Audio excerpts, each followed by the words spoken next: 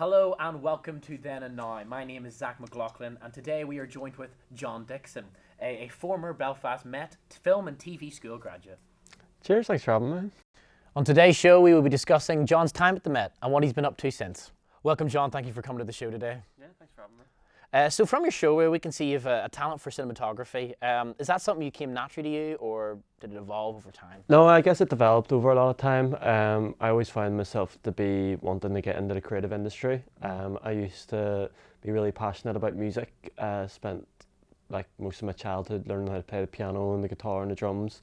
Brought that up to GCSE where I studied music at GCSE. But then after doing my GCSEs, I kind of felt like I wanted to kind of disperse into a different area of the creative industry. So then I found the interest for film. I done my A-level moving image, which was the main thing that sort of developed my interest and like got me really into that kind of industry. So I felt like I just wanted to further develop my my interest for film and bring it on further. Yeah. So what made you choose the course at the Met then? Well, I was doing my A-levels in moving image, which I'd done pretty well in. So I knew that I wanted to go on and either get like a degree or even a HND in moving image. So after doing like a lot of research, I applied for a few unis in England and got offers for all of them. But then with like certain circumstances going on at home and stuff, I found myself just wanting to stay more local at home. So the most local university I could have done or went to, the study moving image would have been Coleraine, which is like about like an hour and a half drive away, which would be pretty frustrating going to and from every day. But so I'd done a bit more research and found that Belfast MET offered a HND level 5 in moving image. Looked into it, talked to a few people who were actually in the course before, and I've heard that they had like great facilities, like the lectures and all were really good, and like it's just a lot less independent. Whereas like in uni you would be sort of thrown in at the deep end and expected to just complete a lot of assignments just on your own. So I feel like that's what I needed as a bit of an extra push. So I decided to go to tech instead of university, which was probably a great decision. 100%. And so during your time at the Met, like what would you say would be your proudest piece of work? I'd say most likely my car culture documentary. I was the director for it. It was not only my proudest, but probably the most fun thing I've ever made to this date. I put a lot of effort into it, and then the team I had around me were amazing. Like we all had the same interests and knew that we wanted to make this documentary incredible. I was able to get like a few friends outside of the course who were able to direct me and getting like good shots and good ideas. One of the best, I think it's probably my most proudest because of one shot in particular, which is sort of influenced from the film Baby Driver. It's a shot of a guy diffing in a car, which is just doing donuts, but the gimbal is out the window looking onto the rear tire, and you can see the guy pulling his handbrake with the wheel just going completely static, but the car's still moving, so it's fairly satisfying to watch. Still haven't beat it. Yeah, what a shot it is. Well, John, now for our game show segment. For this game, you will guess the movie from a short synopsis. You will only have 1 minute to answer. So, you ready? Yeah, go for it. Sweet. Right. First things first. Once upon a time in a faraway swamp, there lived an ogre. Shrek. Let's see. The culmination of nearly 10 years' work, the conclusion to the epic trilogy, The Return of the King, presents the final Lord of the confrontation between... Rings. Yeah. This coming-of-age film follows the mayhem of a group of rowdy teenagers in Austin, Texas, celebrating the last day of high school. I'm confused. In New York City, 1987, a handsome a handsome urban professional lives a second life as a gruesome serial killer by night. Oh, American Psycho. The implausible escape of a brilliant murder is brought to the U.S. Marshal. Teddy Daniels and his new partner to Ashcliff Hospital, a fortress-like insecure asylum. Oh, Shutter Island? Perfect. The story of the recuperating news photographer who believes in his witness. Rear Window. Yeah, there you go. Well, John, you answered all questions right in only 54 seconds. Easy well peasy. done. So, John, what are you working on now? Like, what is your drive at the moment? Well, practically, I am actually working on getting a production company up and running. We have just got a location sorted for us, which we'll be able to use to bring our equipment in and work from. So we have actually managed to get that for free with someone signing over the building to us. So we'll be working out of that to sort of have more people throwing work at us. What's the production company called? It's called Urban Arts Centre, so it's actually registered as a charity, meaning we can get funding. So what we would do is we would work with the likes of kids that would have autism, or people who are like in out of prison, who are finding it hard to get a job. Just basically people who can't really get their foot into the industry.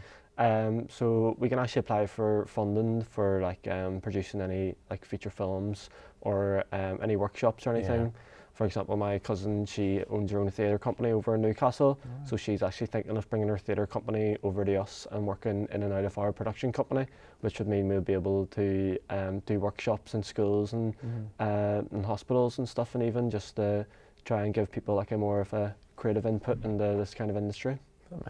That's great. And so, going up, you know, obviously being educated in the Belfast Met. Did you feel like, you know, all the ideas you had, did you feel like Belfast Met facilitated that? Like, did it provide you the equipment? Oh yeah, definitely. Like any project we wanted to do, all the equipment was there for us. Like having it at an industry standard was easy because of what we were taught and the accessibility, the equipment. Like there was even the Blackmagic cameras we were able to use for fiction documentary at the end of the term. As well as just even like DSLRs and them, and like even us being able to just go and rent them out and then bring them back a few days later, like just give us a chance to work with them outside of the tech, as well as like develop our own sort of knowledge on the equipment too. So everything was there that we needed, especially like the equipment wise of it. And Steve let you have it, okay? Yeah. So John, as someone who's been working in the industry like locally, like how would you say, is it growing? Like what can we see for the future for Northern Ireland? Well, personally in the industry I work in, I find that like there's kind of a limitless amount of jobs available. I have also talked to a lot of other professional videographers who would do like likes of seasonal work and stuff in Ibiza, but I find that a lot of them have actually moved to the likes of Brighton or Manchester, places over in England, just to try and get a bit more work, because they find that over here it's usually a set like 2 or 3 production companies that basically like oversee everything. So it's the big production companies that kind of make it difficult for people who are kind of getting into the industry to start off.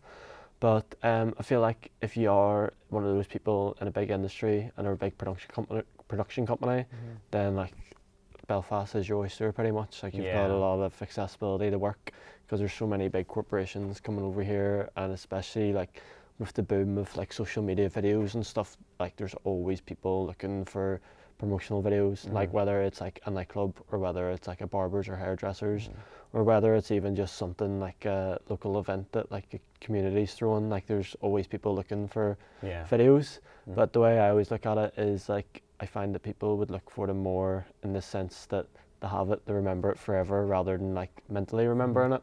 Which is sort of what I like about it. So I find that that's the more businesses grow, I feel like the more that the actual like industry for videographers, it's like a higher demand, but at the same time it can be pretty oversaturated in some kind of departments. Everyone wants to be a film. Everyone wants to be rich and famous. So like, where would you want, like, you know, obviously growing up in Northern Ireland, you know, like everyone wants to leave, you know, like everyone's just like, I want to leave. So where would be like the ideal place, if it is Northern Ireland, happy days, but where would be the ideal place you would love to move and set up shop? Well, there's 2 places I would love to go to. First place would be Holland. They've got like their sort of film facilities, despite being Dutch, are still incredible. As well as Vancouver in Canada. That would be another like main place I'd love to go to. I've got some family that live over there. I've also got family who work in like the film industry over there too. But I would love to go over there to work as like my own kind of boss, rather than having to work for a big corporation.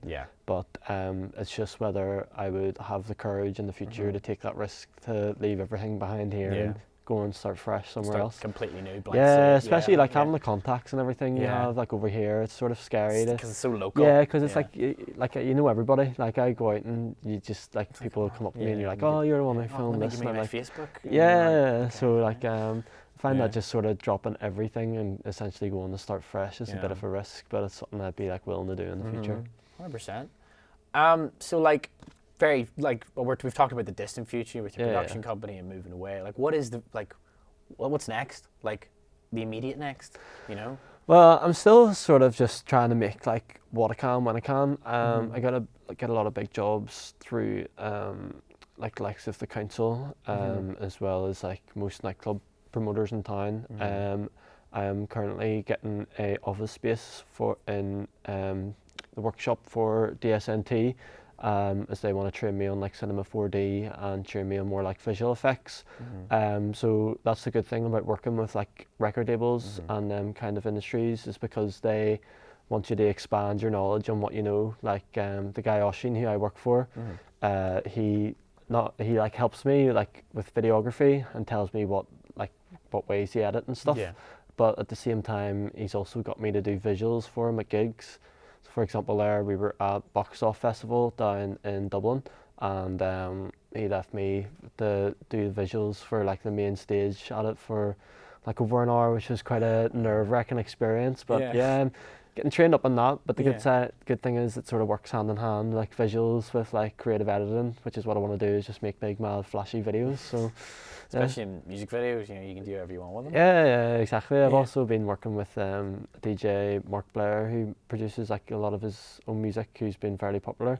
I'm doing his music videos, as well as some of the DJs under the DSNT record label, such as like Myler and like Danny D and stuff. So it's gonna be interesting to go and be responsible for producing these like kind of big local DJs music videos. Is it intimidating? Like, do you ever find yourself being like, flip, I am doing this, and like, I'm just like, because, you know, we grew up and we're just like, oh, I want to be that guy, you know, growing up, but like, you're actually getting to that stage where you are that person. Yeah, like, do you find that a bit surreal? I don't know, because like, I sort of came out of tech and was talking to my friend who works professionally as a videographer, and was sort of like, what should I do here to get myself into the industry? She was like, oh yeah, get this camera and just like talk to people, which I did. And that was about 10 months ago, and now I don't have a minute to myself. Like, I literally just get work thrown at me 24/7. Like, it's at the point now where I'm actually having to turn down like 90% of the jobs because I'm so busy. Like, it's a blessing as much as it is a curse. Like, I spend 99% of my life sitting at my computer desk just editing away. You just see my posture just going worse and worse and worse and just downgrading. But like, I don't know, it's great, like seeing so much support and everything, and just having it all sort of fall into place. Like, it's I wasn't really expecting it to happen so soon, so I'm like really grateful for the opportunities and stuff I've been getting. So it's like only up from here, I guess. And final, like, you know, would you recommend this to a viewer? You know, would you recommend like, this is an industry that is growing, this is an industry that is amazing and it's fulfilling?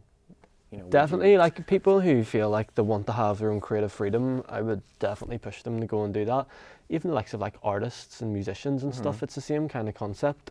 But like, I just find that you're kind of your own boss working in them kind of hours, but at the same time you are working for clients. But like, for example, like all my nightclub shoots, it's just completely laid back. I'll go out at about 12 o'clock, have a few beers, film some stuff, meet famous DJs, go home and edit a video and get paid for it.